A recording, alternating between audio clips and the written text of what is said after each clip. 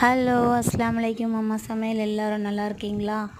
என்ன கருவேப்பிலை காட்டுறேன்னு பார்க்காதீங்க. கருவேப்பிலையில் குழம்புல போட்டாலும் எதில் போட்டாலும் பசங்க தனியாக எடுத்து வச்சிரும். அதோட அந்த சத்து நம்ம பிள்ளைங்க வயிற்றுக்கு போகவே போகாது.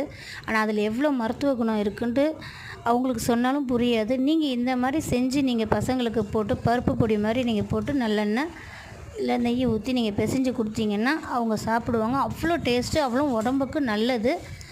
இதில் என்ன பருப்புன்னா துவரம்பருப்பு, சிறுபருப்பு, உளுத்தம்பருப்பு, கடலைப்பருப்பு எல்லாம் சம அளவு எடுத்துட்டு நல்லா பொன்னிறமாக வறுத்துருங்க. கொஞ்சம் தனியா, காரத்துக்கு காஞ்ச மிளகாய், பூண்டு அதை நல்லா வறுத்து எடுத்துட்ட பிறகு கருவேப்பிலை நல்லா வறுத்து எடுத்துட்ட பிறகு நீங்கள் அரைக்கும்போது கொஞ்சம் கல் உப்பு, பெருங்காயத்தூள் போட்டு அரைச்சி நீங்கள் டப்பாவில் வச்சிங்கன்னா சுட சுட சாப்பாடுக்கு 2 ஸ்பூன் போட்டு நல்லெண்ணெய் ஊற்றி நீங்கள் சாப்பிட்லாம்.